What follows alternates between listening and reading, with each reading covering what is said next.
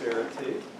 And I want also to welcome people that are here for the first time and encourage you to leave your data with us. Sarah Harrington, who is right there, will collect any emails if you would like to get notices.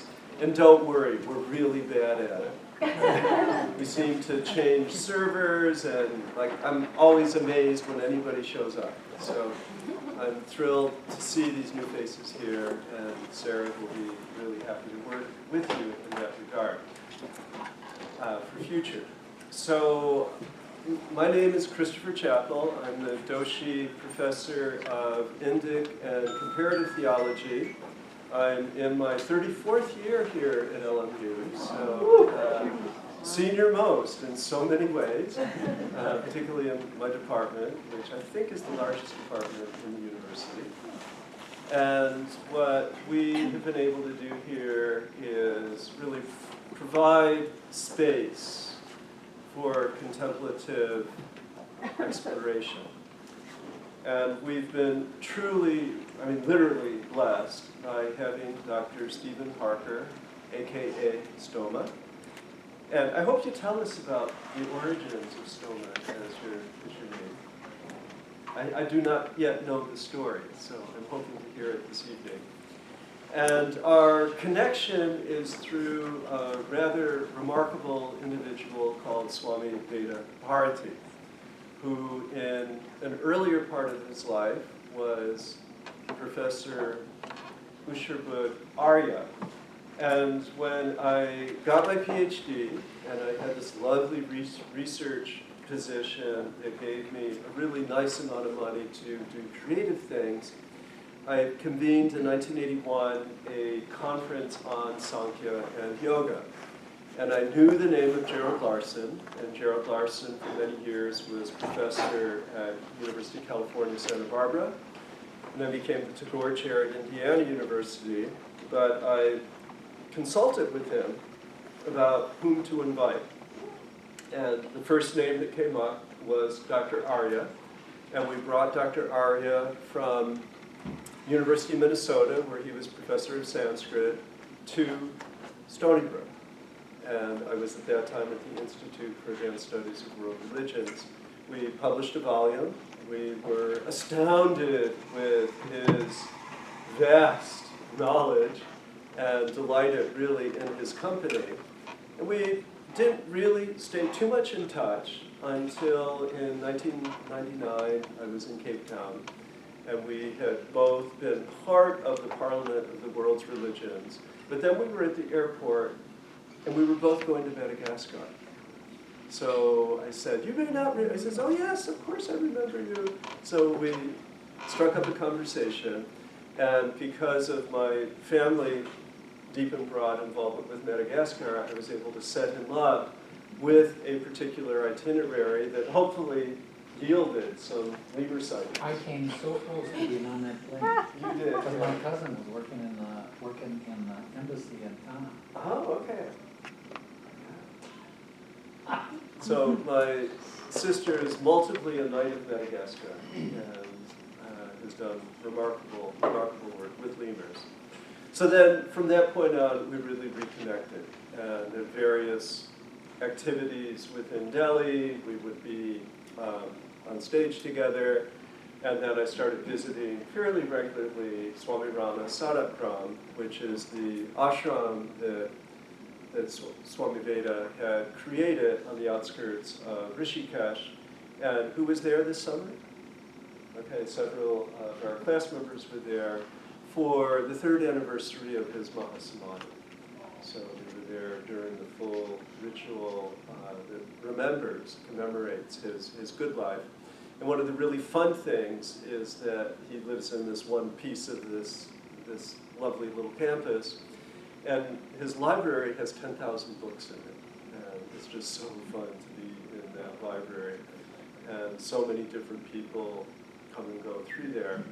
And one of my hosts one time, this French-Canadian, later became a family man, but at that point was sort of a sadhu, brought me to Vasishta's cave.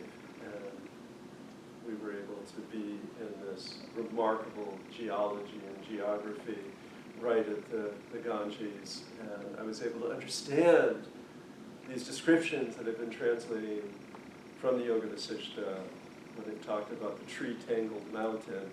And then you saw, yeah, the trees are all tangled up above the opening of the cave. It was just so lovely. So when, sorry this is such a long story, but life, it's a story, okay? So what then happened is that through these different connections, I got to know Randall Krauss. And Randall Krauss studied Sanskrit with us, did our yoga philosophy certificate. We were working with Randall on various aspects of the Yoga Vasishta, and we arranged for Swami Veda to come here and to teach. And Stoma had visited as well. And then as life has unfolded, Randall, who sadly, well, he's very much present in his absence, but he said, it looks like this is going to last, meaning yoga studies at LMU. And the history is that we had a home study group, my wife and I, from 1996 to 2001, at which time I went to the university and said, we need to have a degree program in yoga. And they looked at me like I was from Mars, and that dean went away, and then another dean came, and I said, we need to do it. Again, it wasn't quite Mars. It was a little bit less of shock. But he said, well, I have a neighbor, and she has a yoga studio, and she says, you don't need to know anything to do yoga. And I said, oh. So, but you can do something in extension. So in 2002, right away, we started with the first of what are now several different yoga certificates. Years went by, and a different administrator said, you have graduated so many hundreds of people from those certificate programs, you should start a degree program. And I said, what a great idea. And that was another 5-year process. So we launched in 2013. And Randall has seen the foundation laid here as something that will endure. It's been here a long time, and we have lots of different things in place to ensure that this work will continue. So what he's done is offered to sponsor an annual immersion experience in the Himalayan yoga tradition. He's also in future offered to really shore up the foundation for our studies of Sanskrit here. And we're just really, really grateful to him. And as we were brainstorming several months ago about our big first launch event, Dr. Stephen Parker, aka Stoma, we'll find out about that if you like. And even before, Maureen and I were studying Sanskrit at Stony Brook, he was studying Sanskrit with Dr. Arya in 1970? 72. Oh, okay, by 1 year you beat us. Okay. So we started, I actually started in 72 also, Maureen started in 73. So we're a little bit closer in our timetable than I thought. But he not only studied Sanskrit with Dr. Arya, but was involved with theater studies, South Asian studies, and then began to ask many of the really big questions. Was that you? Okay. And the big questions, of course, require an understanding of the mind. He did his MA in psychology at also at University of Minnesota. University of St. Thomas. St. Thomas. Oh, you MA and PhD. Okay. At the University of St. Thomas, which is a diocesan institution, Roman Catholic as well. And there's a depth of humanism in Catholic institutions that I think we all can acknowledge and recognize. So this place must feel a little bit like home to you in some ways. And then he's had a private practice full-time for 35 years as a psychotherapist. He also took Vanaprastha. So remember Brahmacharya when you're a kid, then Grihastha when you're an adult working and family, and then Vanaprastha, where you take a vow to sort of return to that metaphorical forest to seek wisdom.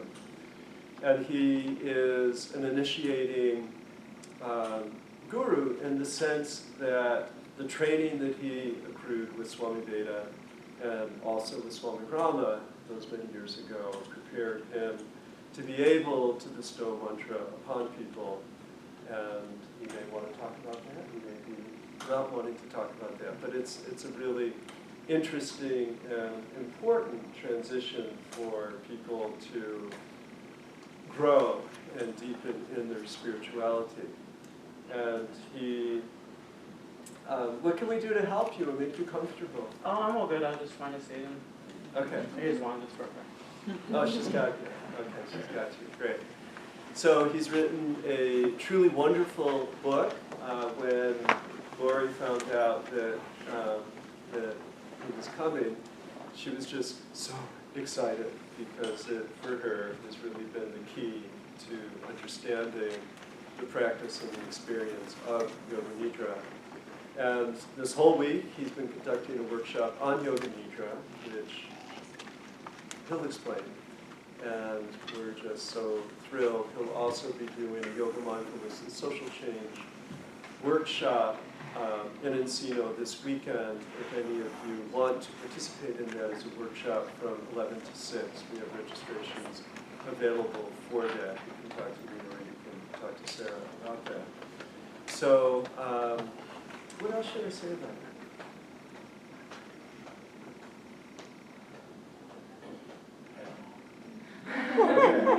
Anyway, he's lovely. Here he is. I'm going to street myself.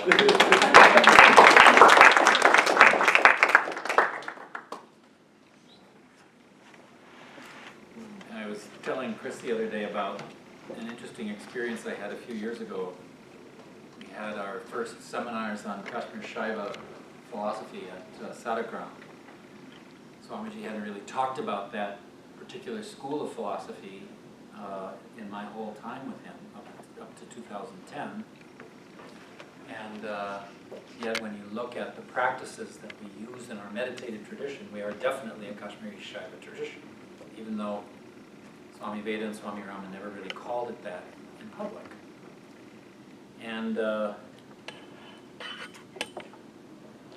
you know, these kinds of things happen and are often attended by significant coincidences. In 2009, Swamiji had gathered some of us in his kitchen and said, well, I need to give a seminar next fall, what should I do? And everybody was kind of quiet, so I piped up and I said, well, why don't you do something on Kashmir Shaivism? You haven't ever talked about that. And it was such an important part of our academic work in the department. And he said, oh no, it's way too hard for people. I'll just do something on the Upanishads. I'll talk about Prashna Upanishad. So that's where we left it. So then I get an email about 2 months later announcing a seminar on the Shiva Sutras. And so I thought, whoa, he took my advice, wow. And so I started my fall trip that year. In the fall, I usually spend some time in India doing yoga teacher training, and I stop and work with some of our other programs in Europe, in Holland and Hungary. And so I get to, that year I was going to Hungary and Austria. So I get to Hungary, and my host, one night over dinner, hands me this bio of this great scholar of Kashmir Shaivism, Bettina Boehmer from Austria. He says, do you know this Bettina Boehmer? So I looked over the CV, and it was very impressive, and I said, no, I don't know her, but obviously she's a very important scholar, and I would love to meet her sometime. So then, finished my work in Hungary, went to Austria, and was sitting down the first evening with my host in Austria. Hands me the same CV. Says, have you ever met this Bettina Boehmer? And I said, no, but I'm beginning to get the feeling I might be meeting her soon. And I told him, no, I've never met her. So I finished my workshop in Innsbruck and went to India for teacher training. And when I arrived at the ashram, I always go and pay my respects to Swamiji right away. And I arrived in the afternoon, so I went up at dinner time to say hello. Sat down at the dinner table. And he walked in, CV in hand, handed it to me and said, do you know Bettina Boehmer? And I said, no, Swamiji, but when is she coming? Obviously, it's about to happen. He said, she's coming tomorrow, so I would like you to introduce her from the CV. So I did a little 5-minute introduction from the CV that was fine. And now, he had always been terribly desirous of meeting Bettina. She really is a great person. If you ever have a chance to take a workshop from her on any subject in Kashmir Shaivism, do it. Very humane, a person who always teaches as a sadhaka, and always teaches with a respect for the traditional practice of scholarship in India, seeing the text as a medium of transmission, of experiential transmission. So it really approaches text with the greatest care and reverence. It's a really wonderful person. So Swamiji gave this florid introduction that went on for 20, 25 minutes, and just singing her praises up one side and down the other, gilding the lily like nobody's business. And meantime, she's sitting there, completely embarrassed. So then he turns the floor over to her. And she looks around the room for a moment quietly. And she just says, in a very steady voice, "Our only qualification is our master." Perfect. Perfect. Exactly right. Our only qualification is our master. And I'm going to introduce my subject tonight, becoming an advanced beginner, with a story from Swami Ram. Oh, I have to tell about Stoma, don't I? I better do that or I'm going to forget it. I was initiated by Swami Veda in 1971, and at that time he gave everybody a Sanskrit name. And for most people those names kind of slid away, but for some reason the Stoma thing stuck on me. And up until a few years ago, if you asked the people in the ashram who Stephen Parker is, they wouldn't be able to point me out, because I really was only known as Stoma in that community. It's an interesting word, too. It comes from the root stu, to sing. And the classical Sanskrit word is stotra. Stoma, it turns out, is a Vedic word. And so I was really very touched to have been given a really genuinely Vedic name.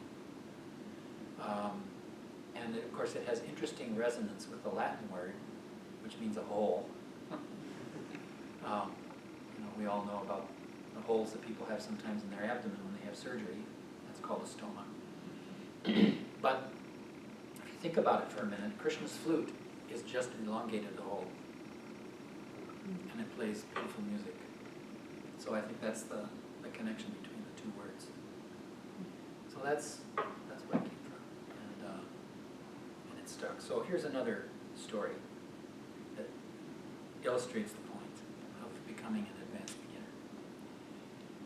I have a friend, a fellow disciple of Swami Rama in Germany, Wolfgang Bischoff. And we have a newsletter that we publish worldwide, where we often take questions from people about sadhana. It's called Dear Yoga Mentor, My Question Is.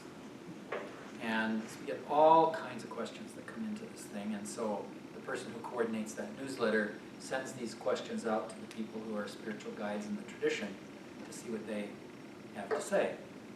So one time we got this kind of predictable question, how do I fire up my kundalini and open up those chakras? And we all made our kind of conventional answers, but then Wolf sent in the following story.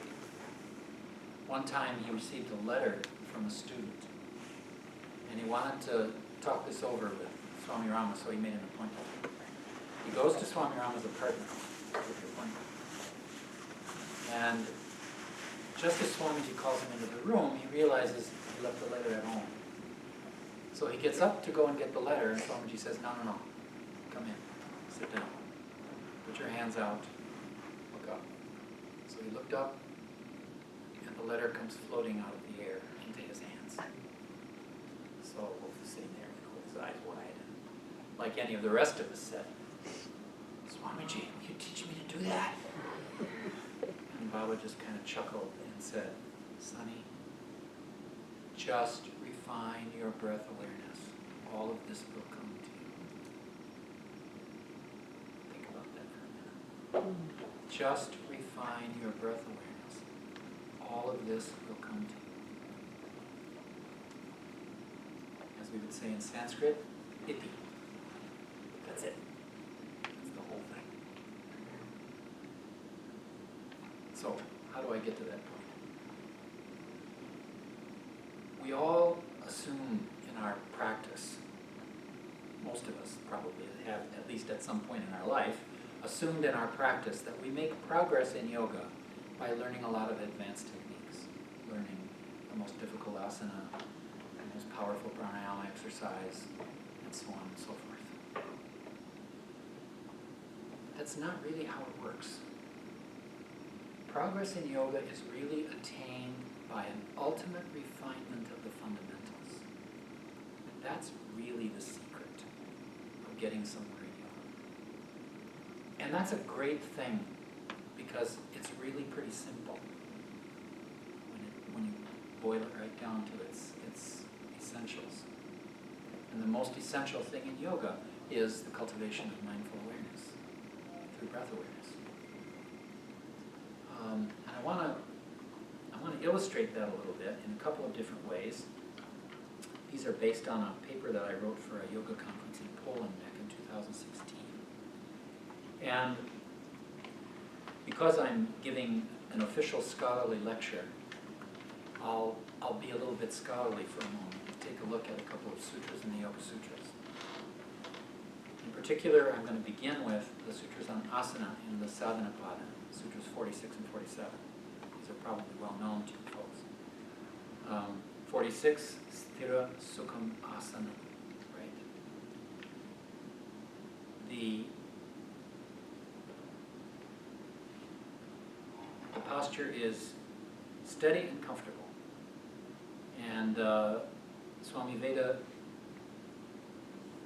translates Vyasa's commentary that it should be done with a balanced configuration, samasanstana, steady of comfort as it may be easeful. Now that's pretty simple, right? The most important part of Vyasa's commentary here is the balance part. Because we always balance the activation of one part of the energy system with an activation in the other part. And why do we do that? Any idea? Why do you think we might do that? One side and then the other side.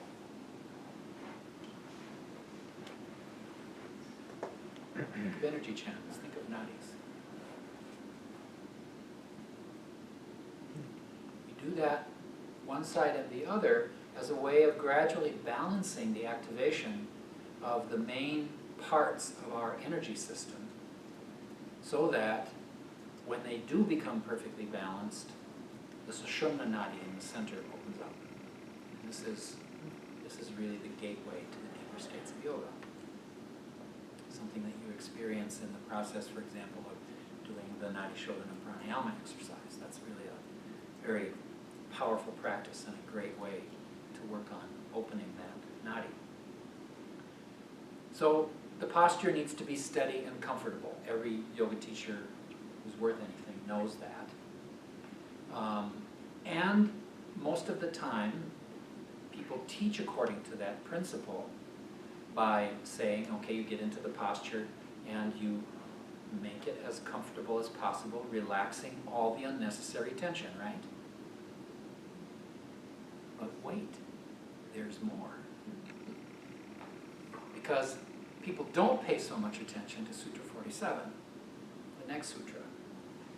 Prayatna Shaitilya Ananta Samapatibhyam. So the posture is perfected, and this is Swami Veda's translation, the posture is perfected, made steady and comfortable through relaxing the effort and coalescence of awareness with the endless. Now what the heck does that mean? Right? It's kind of mysterious. And on this sutra, Vyasa is not very helpful, actually.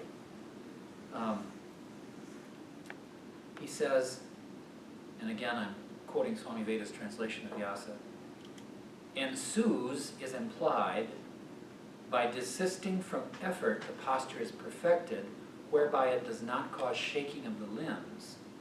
Also the mind field coalesced into the endless perfects the posture. It's kind of cryptic. So commentators have gone after this. And one of the problems with the commentators on the Yoga Sutras is that actually very few of them were practitioners at a very deep level. And they tended to respond to some of these mysteries in Vyasa's commentary with sort of academic speculation rather than experience that was based in practice. Swamiji felt there were three commentators who actually had the experience base to really understand yoga from start to finish. Vyasa, and Vyasa's commentary is always read as one text with Patanjali in the tradition. It's considered all one book. In fact, sometimes they're even considered one person. So Vyasa, Bhojaraja, whose commentary is Rajamartanda, and the third one is actually a contemporary, relatively contemporary person who lived in the early 19th century or early 20th century, Hariharananda Aranya, who was a great Swami in Bengal and Bihar, who made his mission to reestablish the traditional teaching of Sankhya and Yoga. He built an ashram where he built a cave and then built the ashram around the cave. And he spent the rest of his life in this room interacting with his disciples only 10 minutes a day. So he was a total solitary and went through all of the inner experiments of yoga. So his commentaries are incredible. The one that's published through SUNY is good enough, although that is not a friendly English translation according to Aranya's disciple, Dharmamegha. There was a second commentary in Sanskrit called Bhaspati, and it's much sketchier, but these little notes are all just gems, just absolute gems that elucidate a lot of the mysteries in Vyasa's commentary in the Yoga Sutras. And Aranya says about this particular passage, relaxation of effort is a state like unto the dead.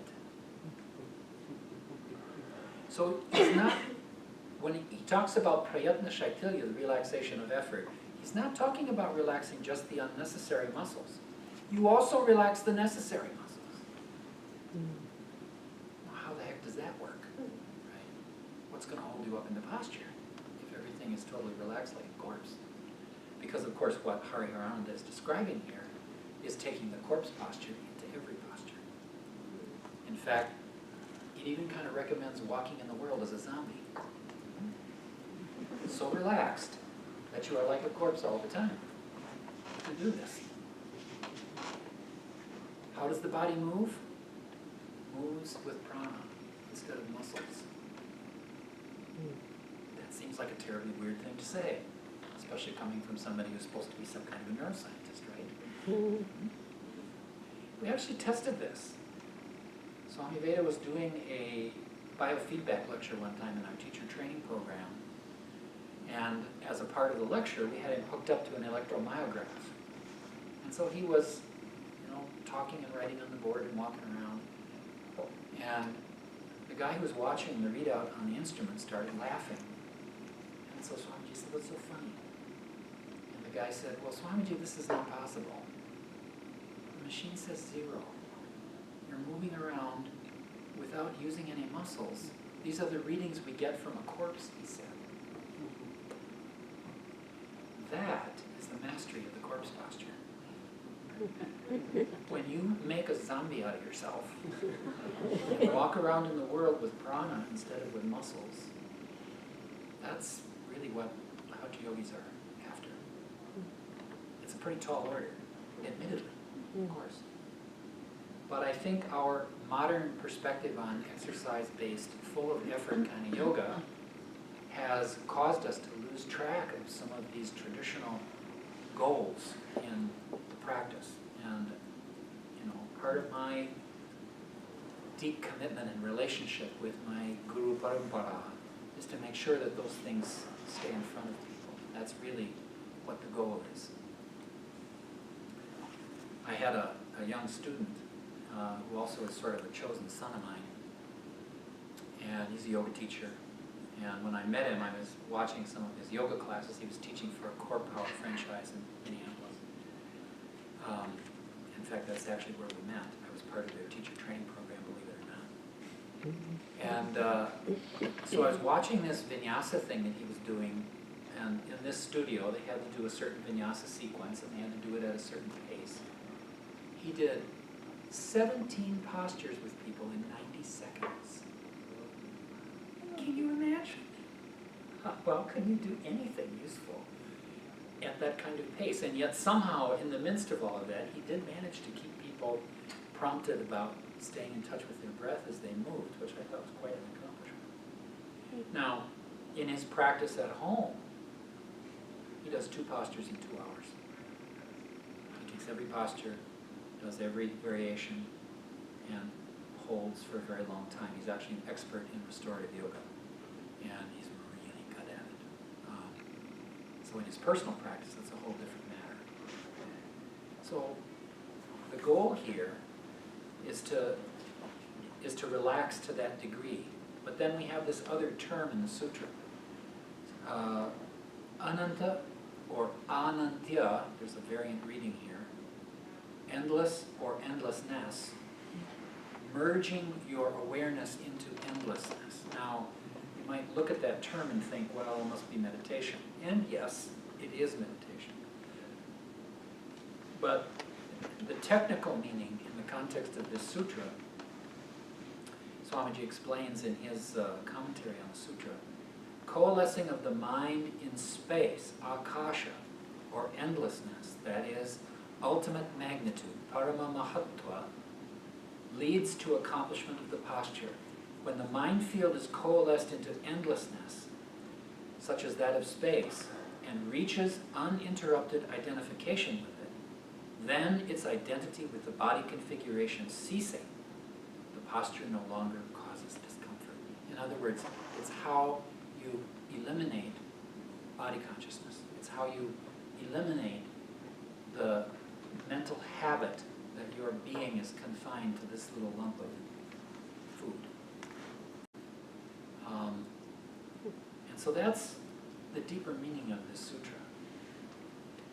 So it really is about learning to do the postures in a meditative way, so that your practice of postures takes you towards samadhi. And so in the Hatha Yoga tradition, it's said that you hold a posture in that kind of stillness for 3 hours and 36 minutes, and you will effortlessly glide into samadhi in your meditation. Any posture can be a posture to take you into samadhi.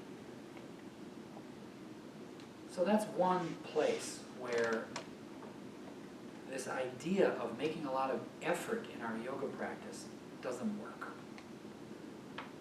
The depth of refinement in the practice of asana is in this process of constantly letting go and letting go and letting go more.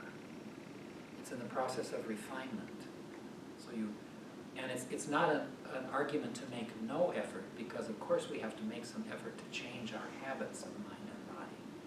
But once you make some effort to get into the posture, then it's a process of relaxing and settling and refining yourself in that posture, so that you find the alignment of that posture in your body, not in Mr. Iyengar's body. Remember that. You don't have Mr. Iyengar's body, so your postures are probably going to be a little different than his are. And the question is what you find from inside, not what you find from the book. And you know, we all used the book in 1971. We all went out and bought Iyengar's asana book, and we all had it sitting out there as we're doing stuff. And you know, we had a chance to make that mistake and learn from it. So make it an inner contemplative experience, because that's really what it is intended to be. Even in Hatha Yoga Pradipika, the first verse talks about how this text is here to serve the purpose of bringing you to the Raja Yoga, the Ashtanga Raja Yoga. The second sutra that I want to look at, or second part of the Yoga Sutras I want to look at, is Sutra 34 in Chapter 1 in the Samadhi Bhava. And this sutra is, in Sanskrit, is Prachardana Vidaranabhyam Va Pranasya. in this section of sutras, Patanjali is giving a whole lot of shortcuts into samadhi for people.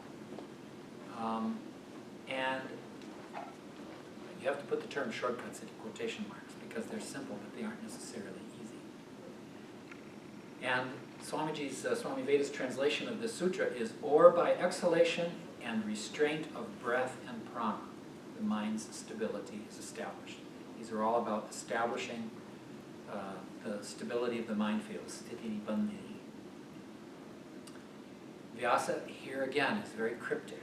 He says, the careful expulsion of the visceral air through the nostrils is prachardana, vidharana is the expansion of breath and prana. Doesn't really go very far to explain the practice.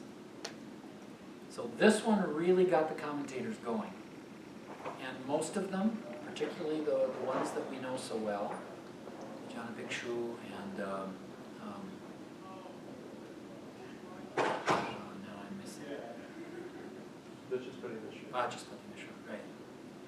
Particularly those two, sort of go after this in a traditional kind of philosophical way and assume that what he means by these two terms are conventional practices of pranayama. The problem with this is that in doing so, they ignore one of the most basic principles of exegesis in the sutra literature, particularly in the Yoga Sutras. Because Patanjali was a yogi, he was also a grammarian. And he really used the form of the sutra to wonderful advantage and built some of the juice that's in the yoga philosophy is actually in the structure of the sutras themselves. It's quite amazing. So it's really a good idea to know some grammar to be able to squeeze the juice out of the sutras. And one of those principles is that when Patanjali uses a different term for something, he's always referring to a different concept. There's no such thing as the use of synonyms in sutra literature in the Veda. It's not done. Because as the grammarians would say at that time, the elimination of an unnecessary half syllable is worthy of a life's work. And they meant it. They were serious about it. So if you've ever studied Patanjali, it is so dense. You just have to have commentaries to unpack it. So obviously those commentators weren't coming from an experience of having made the experiments to test this out and see what it meant. Again, Swami Veda relied on, as he often does in his commentary, on Hariharananda Aranya. The traditional commentators in particular talk about this process of pracharana and vidharana as not only the conventional pranayama, but also kumbhaka in particular, the suspension of breath. Swamiji corrects this in his commentary by saying the slow exhalation is pracharana, and the careful slow inhalation is vidharana. The term vidharana not only means controlling the flow of breath, but also suggests the sixth anga of yoga called dharana. The mind should be attentive to the flow of breath and observe it. The verb root meaning of vidharana, to hold or restrain, here does not indicate the well-known practice of retention of breath, but refers to holding a steady flow, restraining it to prevent the sudden and jerky intake that often occurs. In other words, making the breath smooth. This practice is the antidote to shwasa and prashwasa, uncontrolled inhalation and exhalation, which are two correlates of the vikshepas, the mental disturbances that are described in Sutra 31 of the Samadhipada. So this whole practice that is recommended by Patanjali here is exactly the same as the practices of breath awareness in the Buddhist tradition. There is no difference between them at all. In Pali it's called anusati, Vyasa calls it anusmriti in Sanskrit. Panapanasati in Pali, prana apana smriti in Sanskrit. So these two traditions share the same kind of system of breath awareness. And really are exactly the same. So it's another indication of something that we try to make very complicated, when we start to think about it. We're thinking about all these complicated pranayama exercises, and really it's very simple. It's just a matter of going into the ultimate depth of observing your breath. And believe me, that process of observation has layers and layers and layers and layers and layers, especially when you begin to look at the interactions between prana and the mind in the process of mantra repetition. And this is where the Kashmir Shaita texts are very useful in terms of talking about some of those deeper practices of mantra japa. That take you into the Kashanti and Para levels. So it's a simple matter. It isn't necessarily easy, but it is simple. Just refine your breath awareness better, and all of this will come to you. He was quite serious when he said that. Swami Veda used to joke all the time, and he would say, I only practice lazy man's yoga. And by that, he meant several things. He meant practicing this simple principle.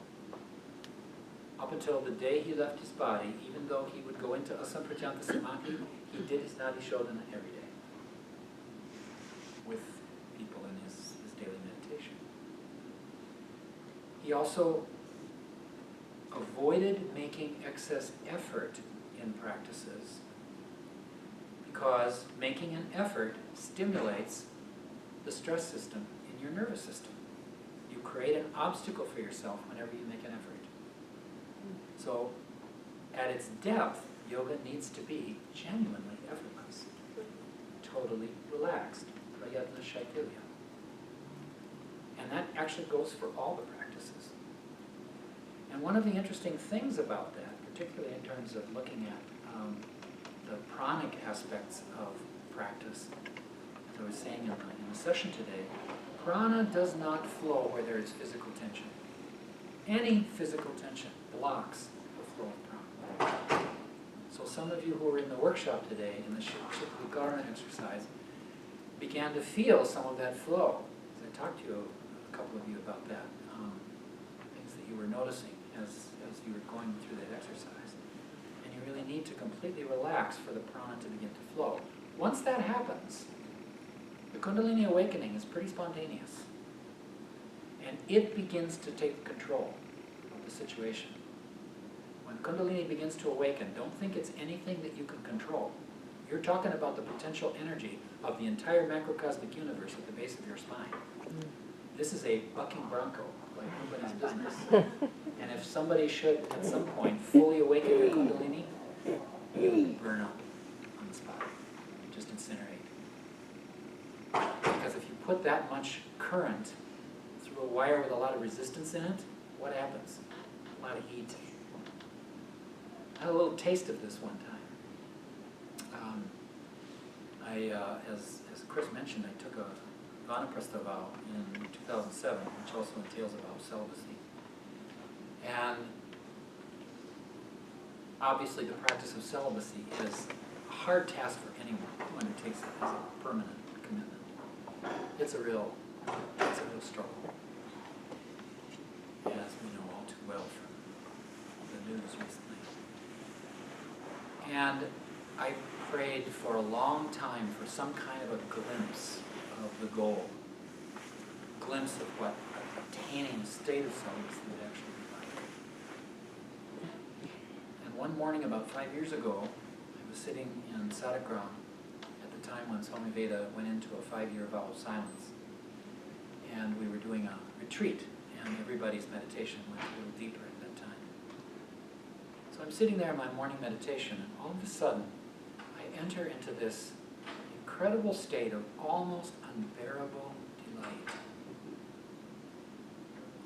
That's how I described it when I wrote an email to Swamiji about it. It was just quite remarkable. It was so wonderful, but it was so intense that it felt like if this went on for 3 or 4 minutes, I would start to burn up. It was really something. It most painful.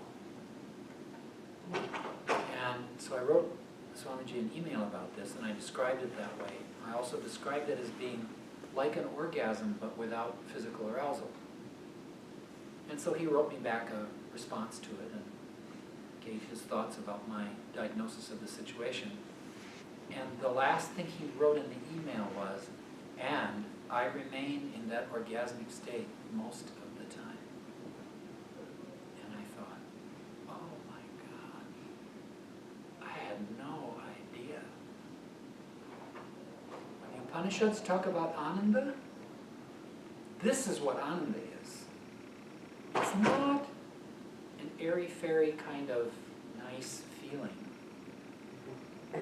It's an intensity of joy that never becomes old, never becomes familiar, that is new at every second.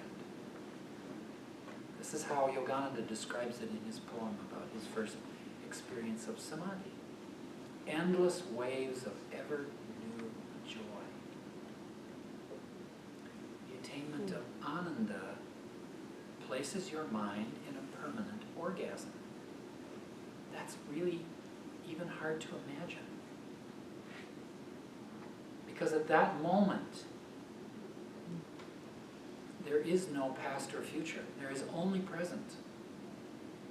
In samadhi, past and future cease to exist completely. And in our unfortunate state of mind, with our disturbed mind field, we only have past and future. That's it. There's no such thing as the present moment for us, really. That comes in samadhi. And that also comes in the state of being brahmacharya, of walking in a way that you see, as G.M. Hopkins said in his beautiful poem, God's Grandeur, you see God's grandeur ready to flame out all around you, he says, like shining from shook void. It's hard to even capture what that would be like in a metaphor. But I can tell you that you gradually get the idea over time that divinity is sort of playing hide and seek with you. And that somewhere, at some point, at some time, it's going to flash out at you. And you find yourself kind of looking for it. And when you keep that kind of attitude, which Swami Veda used to call Atma Tattva Avalokanam, looking around, Avalokana, for the Tattva, the essence of Atman, you start playing hide and seek with God. Your life becomes a game of hide and seek with divinity, seeking to see that at every moment and in every person that you encounter. What a beautiful thing. But it is really intense. So that's why it's important to do the homework, to do the groundwork of preparing your body-mind to eliminate the resistances to that flow, that very, very intense flow of Shakti that comes.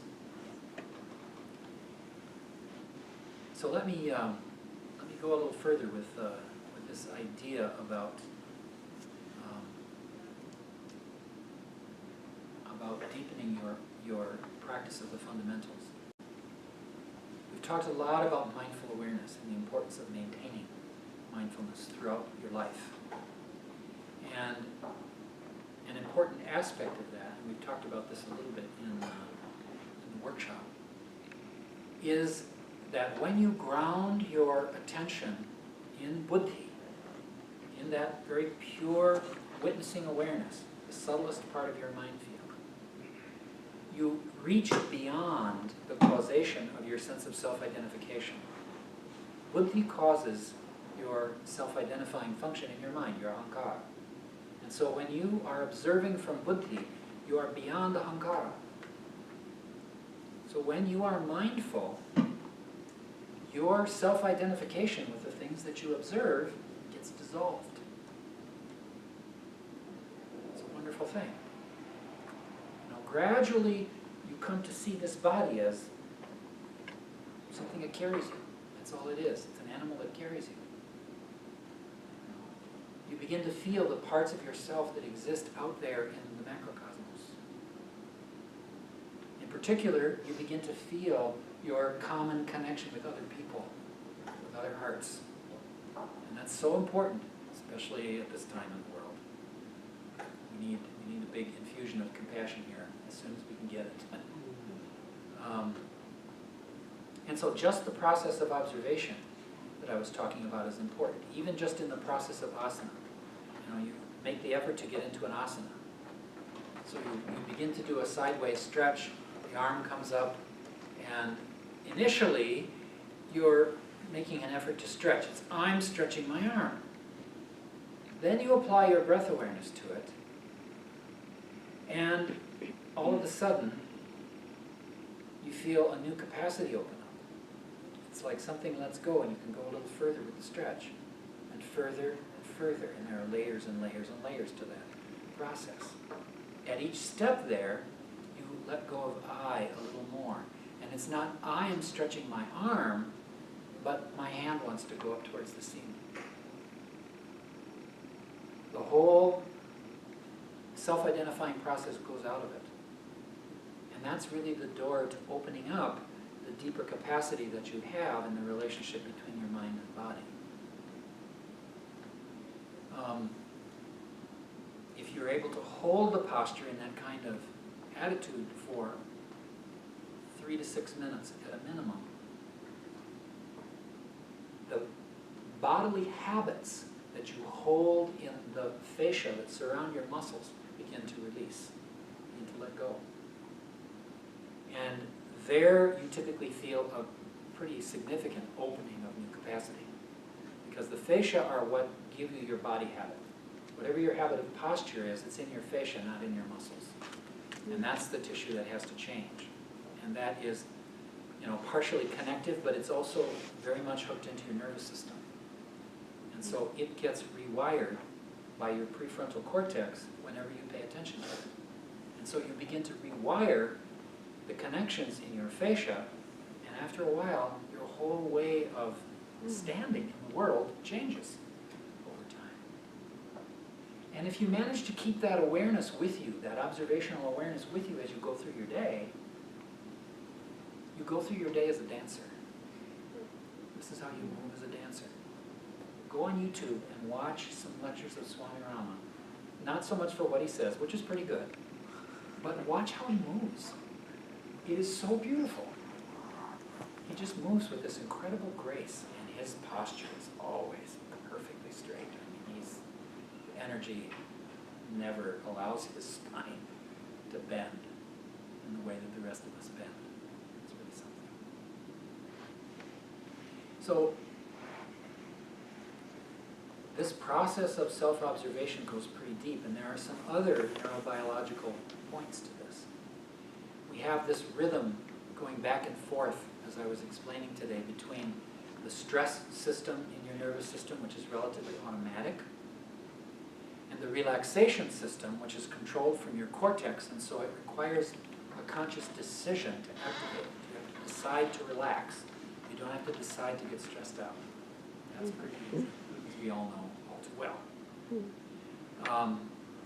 So the moment that you start to pay attention to the flow of breath in your nostrils, and that's all it takes, that's the switch for all of this, the relaxation system begins to come on. You stimulate the parasympathetic branch of your autonomic nervous system, which is the relaxation part.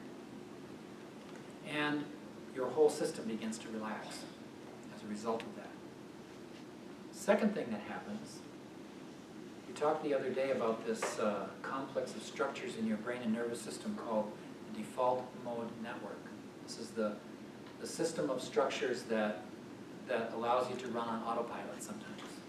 When you're not paying attention to what you're doing, the default mode network is in charge. And this is basically, for our purposes, your habits and conditioning, including, as I said before, the critical voice in your mind that wants you to be thinner or smarter or prettier or whatever. The voice of the devil, actually. Don't listen to that voice. So whenever you pay attention to your breath, that default mode network goes into the background. And you stimulate the prefrontal cortex, which is physically, of course, parallel to the Ajna chakra in the Indian energy system. Begins to rewire everything. Begins to actually rewrite the programming for of that default mode network. It begins to rewrite your habits. So habit change is mostly a process of paying attention. The first step in any process of change is just seeing what's there and being able to accept, and acceptance is an important part of that attitude of mindfulness, being able to accept whatever you see. And as you accept, things begin to change spontaneously. We did that breathing practice the other day, where we had you lie in Makarasana, and just observe the flow of your breath for a few minutes, and watch how the breath begins to self-correct. Once you pay attention to it, you begin to get back the natural sense of abdominal diaphragmatic breathing you had as an infant, because your body remembers that stuff. And it's a matter of allowing that memory to return. So that's the second thing that happens. And my colleague, Aviva Berkovich-Johanna at Haifa, has done a beautiful, beautiful study about this that absolutely shows that the dominance of the default mode network, in other words, letting your mind go on autopilot, is a recipe for feeling like crap. That's what makes you feel like crap. It's so clear. It's very black and white in the results of her study. It's just wonderful. And whenever you pay attention, you feel better. Even sometimes in a very subtle way. But, you know, when you're feeling crappy, any little bit helps.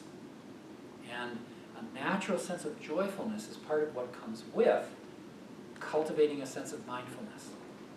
We'll talk about this some more during a retreat on Friday. But that joy is actually sort of the lived experience of the natural urge to self-realization that motivates all human behavior at its root. And the more you pay attention and the more you make your mind awake and mindful, the more joy you have, the happier your mind gets over time. You develop what the Buddhists and the yogis call one of the 4 Brahma Viharas, mudita, a joyful mind. My favorite example of this is I went to a Tibetan medicine conference a few years ago, 2003 I think it was. And there were lots of very senior lamas in the Western Hemisphere there, a lot of whom had lived through the invasion of Tibet by the Chinese. And many of them had spent time under torture in Chinese prisons. But you know, these people were warm and friendly and outgoing and just delightful. And I thought about it later and I thought, wait a minute, I should have been seeing some post-traumatic symptoms here. Avoidance and, you know, depression and anxiety and all that stuff. And I didn't see it in that. There was another group in the hotel, a bunch of old guys in black with deeply furrowed foreheads who were constantly looking over their shoulder to see who was following them or who was listening to their conversation. It was the American Conference of Catholic Bishops. And you have never seen such painful bodies. They hadn't suffered anything in life, and their bodies were wrecked. And these Tibetan people had lived through torture, and they were fine. That's what a joyful mind will do to you. It's a very powerful thing. And the lovely thing about it is, it's a natural development. It's one of the things that happens. You can do it as a practice. Patanjali recommends it as a practice. The Buddhists recommend it as a practice.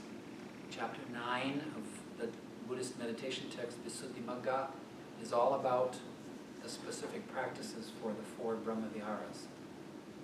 Maitri, friendliness, Karuna, compassion, Mudita, joyful mindedness, and Upeksha, the ability to overlook shortcomings in yourself and others. And these are things that you can practice, but they're also things that develop naturally, lazy man's yoga again, that develop naturally as you grow spiritually. And to me, these are the things that really count when you start asking yourself, am I making spiritual progress? You know, stop counting how long you sit in meditation, or how long you can hold your breath, or how many complicated postures you can do. All that measuring stuff has a subtle interest in power in it. And that is the ultimate temptation on the spiritual path. So forget that stuff. What's important is how much does your heart grow? How much do you love? How much better do you love in the world? That's the only thing that matters. And as you grow in your mindfulness and your meditation, the vibhutis of chapter 3 of the Yoga Sutra begin to spontaneously occur in your personality. Some of you may have heard of this researcher at the Institute for Noetic Sciences in Petaluma, Dean Radin. Dean is an interesting guy. He did some measurements of Swami Veda that were quite interesting and quite revealing. In 2013, I think it was, they published a really interesting book called Supernormal. And this book was an effort to talk about research into the siddhis that are described in the 3rd chapter of the Yoga Sutra. So I thought, oh boy, siddhi stories. There'd be all sorts of supernatural stuff here. Actually, what he did was, he went back into all the research that's ever been done on psychic phenomena and grouped all of those studies together in meta-analytical models. I don't know how many of you know anything about meta-analysis. Briefly, it's a way of grouping a whole bunch of research studies together so that you get a huge pool of subjects. And that huge pool of subjects statistically means that the probability measurements that you make about whether your results are random or are there for some reason are so small that it basically rules out that they could be coincidental. And so he looked at all of this research, and what he found was just fascinating. The siddhis of the abilities that grow in you in chapter 3 of the Yoga Sutras are already there in every one of you, and they're measurable. He was able to measure an effect size in these studies in people who don't meditate. So these are not anything special. They are inherent capacities of every human being. And they develop with meditation. As you cultivate the ability of your mind to do this process of basically just waking up, these things begin to occur spontaneously. He was also able to show that the effect size increases with increasing experience in meditation. It's a beautiful study. And if you go back to Patanjali's language about these things, it makes perfect sense, because he doesn't call them siddhis. Siddhi comes from a verb sad, which means to make an effort and to accomplish. And so a siddhi is a special accomplishment. In fact, the only place Patanjali uses that word is in the sutra where he warns people against doing these practices, these concentrations, in that way. He calls them vibhuti. Vibhuti comes from the verb root bhu, become. These are varieties of becoming in people. They are the development of natural human potentials. And that's why he chose that word. It's so beautiful. These things, as my guru said, Beta, just refine your breath awareness. All of this will come to you. If you look at the whole sweep of the practice of yoga, it's there at every level. So just work on refining the fundamentals. In a way, it's very simple. People used to ask Buddha, are you a god, are you a guru? He would say, no, I'm simply awake. Jesus said to his disciples a couple times in the New Testament, the kingdom is all around you and you don't see it. Jesus never talked about heaven. Heaven was somebody else's idea. It came along a lot later. He wanted people to see divinity all around them this minute, because it's there. And your mind already has samadhi in it. You just have to do a little work cleaning up the disturbances. And then it has the ability to shine through. So this process of deepening mindfulness and deepening self-observation works at every level of our practice. It works with the body, it works with the breath, it works with the mind. There's a whole other part of this lecture that kind of goes through detailing all of that, but I think you get the point. And this would probably be a good place to pause and see what kind of questions and comments you may have, since we've been doing this for an hour now.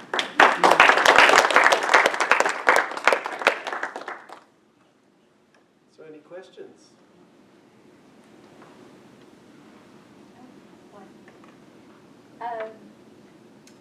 I remember probably my favorite yoga class of all time was with Ashutosh, and it was the first time ever we did, I think, 3 postures, and I don't remember if it was 3 hours or an hour and a half. I don't remember the time frame.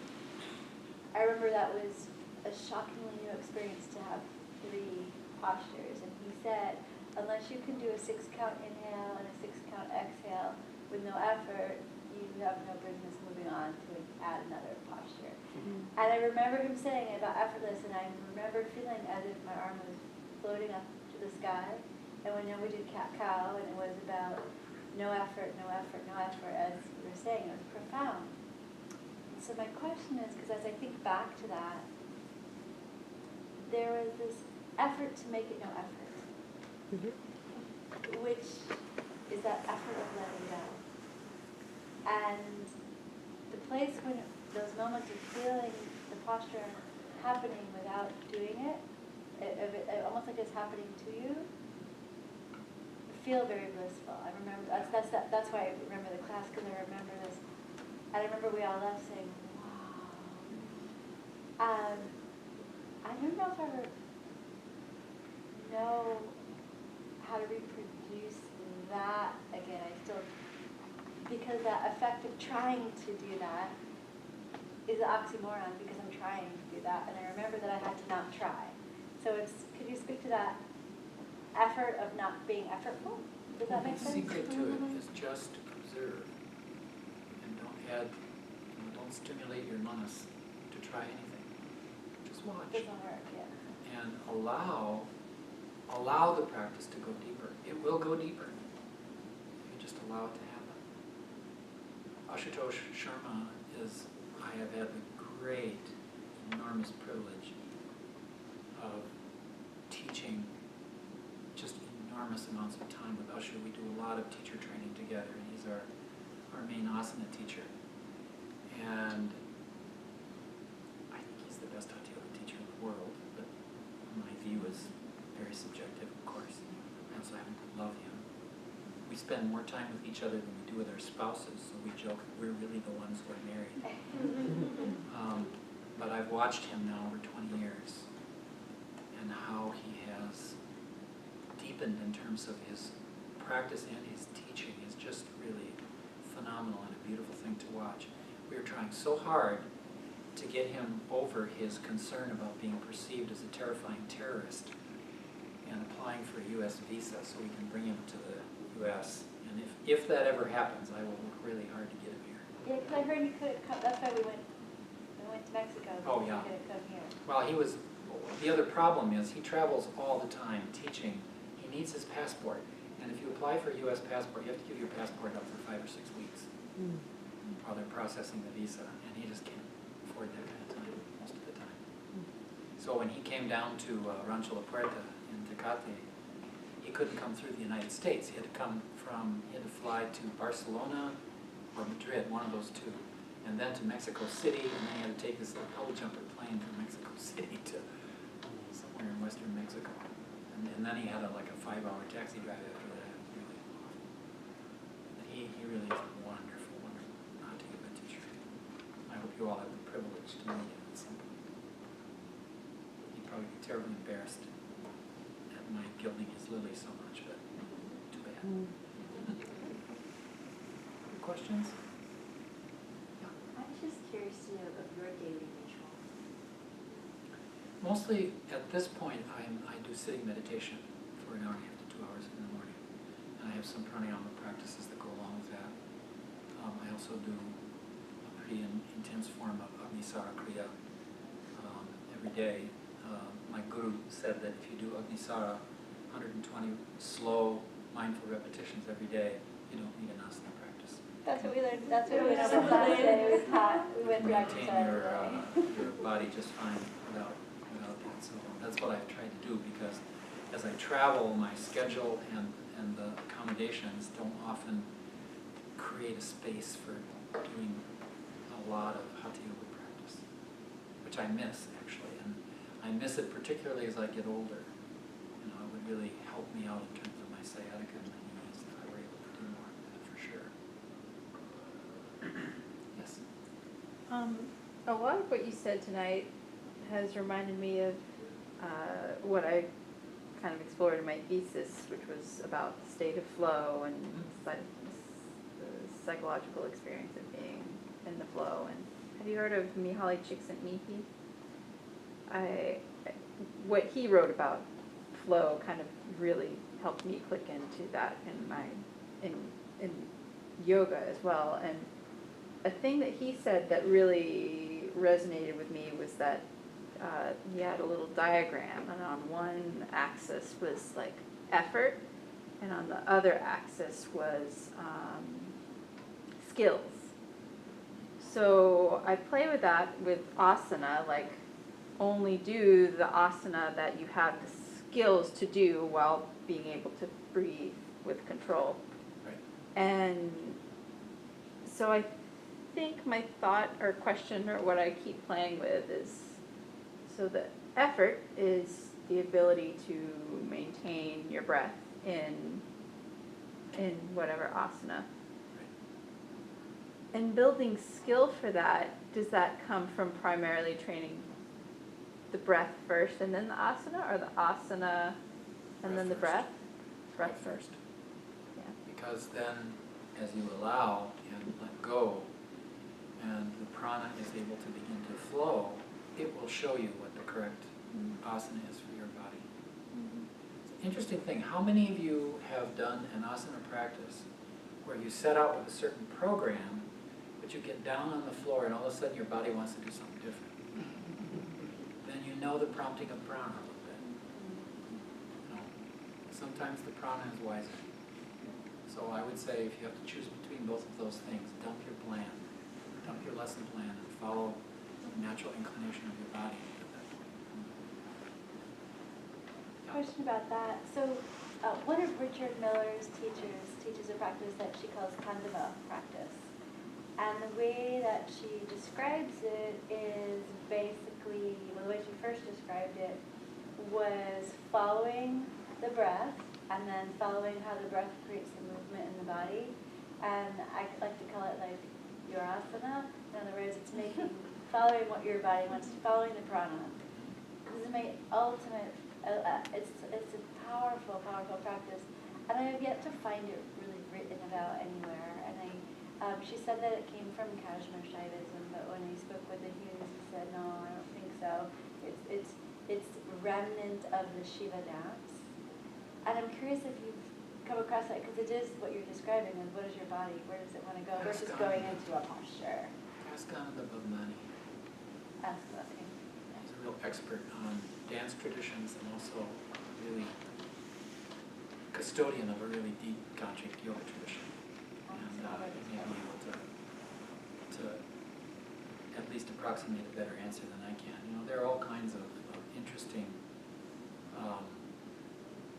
things in the, you know, sort of off in the corners of Kashmir Shaivism. We were just talking when I got here this evening about this really interesting mystic saint in the Kashmir Shaiva tradition is a woman, Nagababa, named Lala. Beautiful, incredible poetry, very much like Kabir. And she was, I think, 14th century, if I remember right. And she was a naked woman ascetic in India. Now, guys can go naked, it's Nagababa, right? But they don't allow women to do this. So she was really extraordinary in every respect by making that choice to be Digambara. And her poems are just really something. And I believe she also coupled some dance with that. What's her name again? Lala. Lala. L-A-L-L-A. Yeah.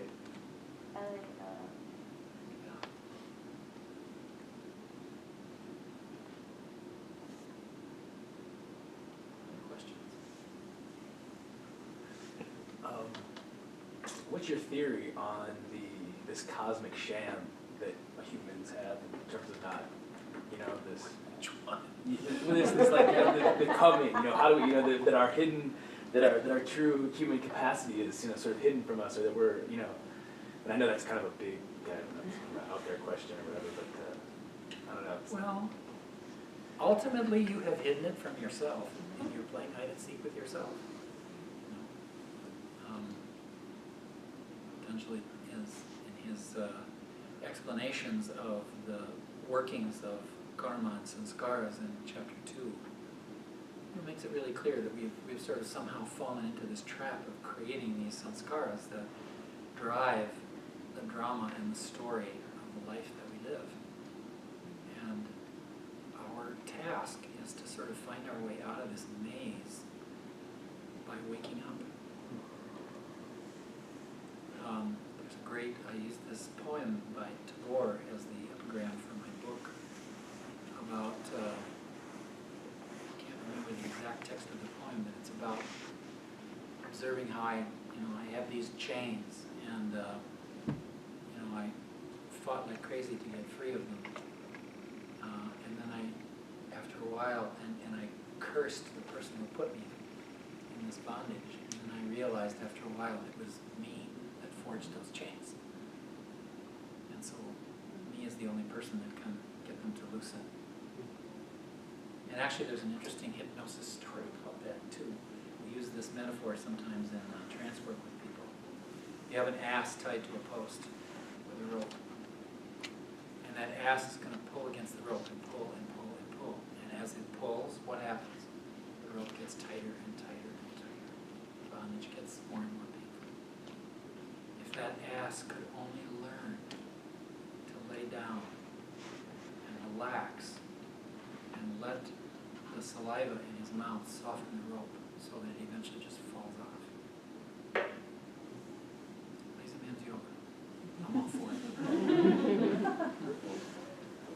Great, I want to thank you all for being here tonight. I want to thank Chris for helping to set this up, and my friend Randall for making this whole thing possible, because it has been a wonderful experience getting to know you all, and I'm sure we'll continue to have some more fun in the next few days. So thank you very much. I'm having